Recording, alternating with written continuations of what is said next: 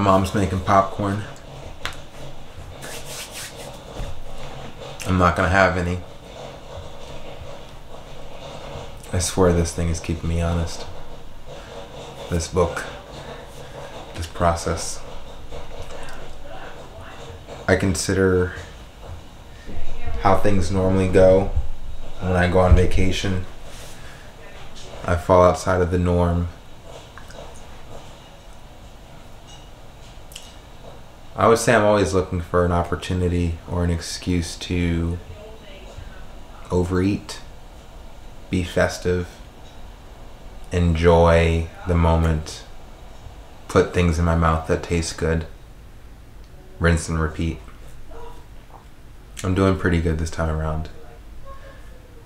Myself and my partner, we are both adhering to kind of a... It's interesting because we didn't talk about it. It wasn't something that we got together and planned out how we were going to attack this week, visiting my parents and essentially being on vacation. But we have found kind of on our own, but also simultaneously, the 1 meal a day trick has been working for this trip. So yesterday we were able to take my mother out to this cool restaurant in her plaza called Expectation.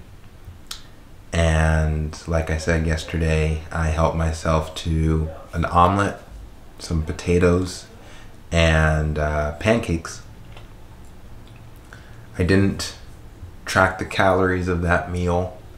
If I had to estimate, it would probably be in the, I don't know, I probably had about 18, 19, yeah, I would say 1900 calories yesterday, which is still a deficit. I didn't eat again for the rest of the day. And again, the same thing happened today, where instead of being extremely strict, which I certainly could be, I feel like I have that capacity, but instead, I was at the mall purchasing a new iPhone for the purpose of upgrading my vlogging equipment. And while I was at the mall, I was at the food court, and I had finished a leg workout earlier that day and hadn't eaten anything. And I was debating as to whether or not I wanted to continue fasting or not. And I saw a chicken teriyaki spot that looked pretty good at the food court. So I got a chicken teriyaki bowl, ate the whole thing. Rice, chicken, veggies, had a cookie from Cinnabon, and kept it moving. I wasn't planning to eat again, and this next part is a bit TMI, but get over it. We're all grown men here. But as a result of the travel or the departure from the norm, I realized that I wasn't really staying as hydrated as I normally do throughout the day or week, and I got like a little stopped up in the digestive area. So I was like, in order to offset that, let me get some dried apricots, because that usually keeps it flowing. Let me get hydrated again. And at the same time, I had a 160 calorie protein shake that was really delicious. I think it was called Premier Protein. I'd never had it before. Chocolate peanut butter flavored. I got a 4-pack, 160 calories, 30 grams of protein. Delicious. I feel like I might even switch over to that from just getting protein powder and making that into putting that in water and getting 24 grams of protein out of a 130 calorie scoop of protein. I might just switch to what I just had today, which was amazing. 160 calories again, 30 grams of protein. But anyway, that's what I had today. And I would say, yeah, I'm on a deficit still. Maybe the amount of apricots that I had kind of pushed me over, but if so, not by much. And again, that was for the purpose. It was intentional. I ate the apricots because they work as a good way to get some movement in the digestion area, so I have no regrets.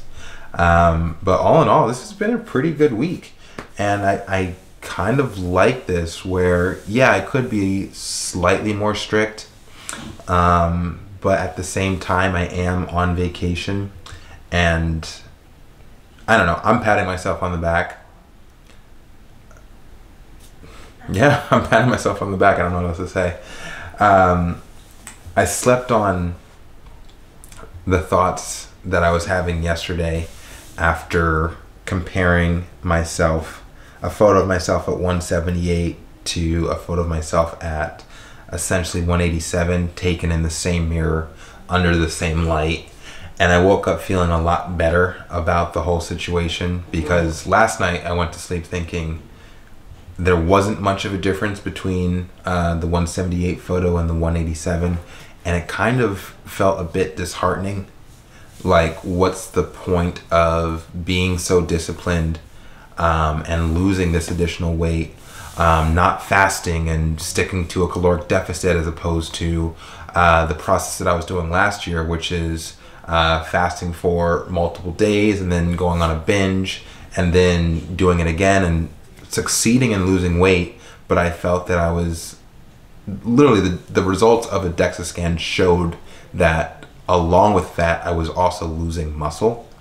And then being able to see that photo, which is basically a percent difference between how I am right now, which I would have to say is at 8% body fat, and I'm going to be able to confirm this on January 20, where I actually take my next DEXA scan. By then I should have lost more weight from now, but whatever. But anyway, being able to see the difference between an 8% body composition and a 7% body composition, and a 10-pound difference. Now, here's what's really interesting. And I like I said, I had all night I had the opportunity to sleep on this consideration, or this contemplation. And what I arrived at is, first off, let's assess the situation. 10 pounds difference of weight, yet how much of that was actually fat? That's the first thing to consider. And since I know what the diet was that got me to 178 last year, which was literally, like I've said a million times, overeating / binging on one day, and then typically going on a 48 to sometimes 72-hour fast, and then repeating. And that got me to 171 pounds from, at the highest, when I was implementing that strategy, I think I was at like, I got from 190 to 178 in the span of 6 weeks. Yeah, I looked shredded, but 10 pounds of that 10-pound loss from, let's say, 188 to 178, that wasn't all fat. And like I said, the results of the DEXA scan last year showed that I lost a significant amount of muscle from the time that I last took the DEXA scan. I was at around, like, let's say 186. I think that was in June to July. And when I was at 186, I was 7.8% body fat. So I went from 186 in June 2021 to 178 in July of 2021, and I was at 7.1%. 7.8% to 7.1%, and the results showed that I lost a significant amount of muscle. Like, I don't remember what it actually said, but I think it was like 4, maybe even 5 pounds of muscle. So, a lot of stats, a lot of data, but all this is to say that the 10-pound difference from yesterday and 6 months ago that I was able to put a side-by-side comparison of, it's not 10 pounds of fat. It's 10 pounds accumulatively, where I lost muscle and fat. And you can see, after taking a second to actually getting over the concept or the observation, that the two photos look pretty damn similar. Taking a second to come down from that realization, you are able to see the differences. And there is a slightly smaller build on the 178. There is a perceivable loss of muscle. And yes, I do look more lean, and it does look like certain areas of the body have more definition, more, just less fat. So yeah, I see the difference between 10 pounds. I can see that. Waking up today with that realization and having a clearer head, I honestly feel more affirmed as to what I'm doing, that it's working, how I'm going about it. Because, and I've said this before as well, I'm not interested in getting down to 178 again in the same method where I lose more muscle than I really am interested in losing. Instead, I want to keep the muscle and continue to lose fat. And I am certain that, for one, I can get to 7.1% body fat again and not weigh 178 pounds. Instead, I would most likely weigh closer to 184 pounds because I'm keeping the muscle on. Again, to take it further, 184 pounds, 7.1% body fat, we're not done.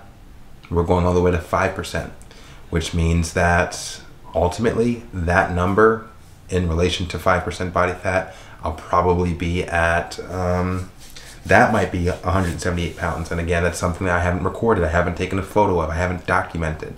So I say all this to say that I felt a bit discouraged yesterday because the results seemed so negligible between what I was doing last year, which I deemed as unhealthy.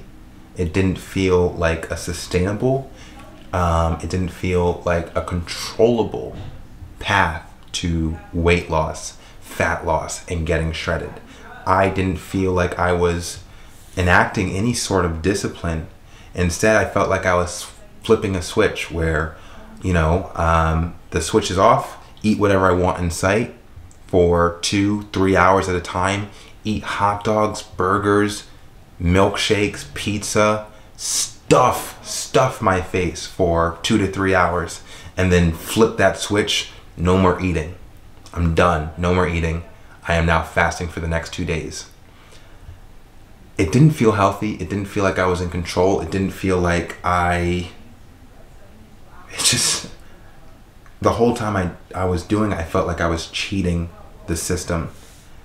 Now, in hindsight, I'll never promote that strategy. But it worked to some degree, especially when you look at the side by side from how I looked then compared to how I look now, doing an entirely different strategy. Now, we have yet to see the full results of this current strategy, which is a specific focused and conscious caloric deficit on a daily basis. I'm still kind of playing with fasting. It's just not to the extremes that I was doing last year, where, like, for instance, I've been doing 1 meal a day this whole trip. I'm supposed to see my father in a couple of days. He likes to eat out. So leading up to eating out with my father, which would probably be an evening, I'm probably going to do intermittent fasting leading up to that dinner outing with my father. Then we might have a meal that is around 1,800, 1,900 calories, depending on how much that meal is. And again, I've been eyeballing this whole thing. So by the time I get back to LA and get back into a daily routine again, my own specific regimen, I'm probably just going to come out even for the week. I'm probably not going to have gained or lost. But honestly, it feels like a win at this point. Because if I can acknowledge anything, and again, this is why I feel sort of reinvigorated, is because when I actually think about where I'm at right now, like, this kind of is it. Like, I feel like I'm in the pocket of weight / body composition that I am most happy with. And I was just telling my roommate the other day before I left for the East Coast to visit my family, is that how I look these days within the past couple of weeks, this has been my favorite version of myself physically that I have achieved within the past 12 months. And it's the truth. I am happy with how I look. I'm chasing 5% because it's not something I've recorded yet. It's something that requires discipline, focus, and it's uncharted territory.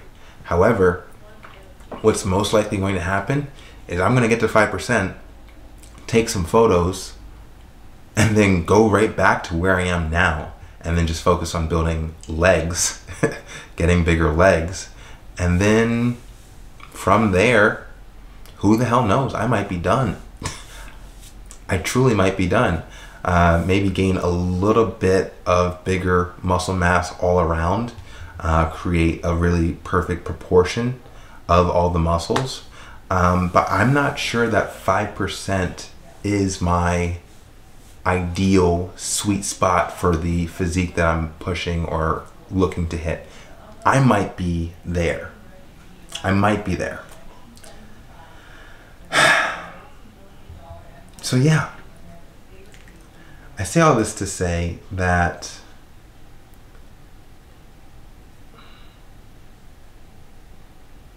my mindset currently, and I feel will continue to move throughout, is I know what the hell I'm doing. Everything works. I am so educated on what actually is required, such as knowing when to eat, cutting yourself off, time restricted eating, 1 meal a day, eating in a deficit, all of these different strategies to implement when it comes to feeding your body and not feeding your body, and keeping your muscles and losing fat and staying active. There's so much information, and I feel like it's all at my fingertips, and I'm able to apply it to the goal. I work out harder. I eat healthier. And I just do the same thing over and over again. And I'm able to introduce variety, mainly because I'm on vacation. But it's working. It's working. So, yeah. I feel optimistic. I feel relaxed. And I feel like I'm ready to start spreading the message.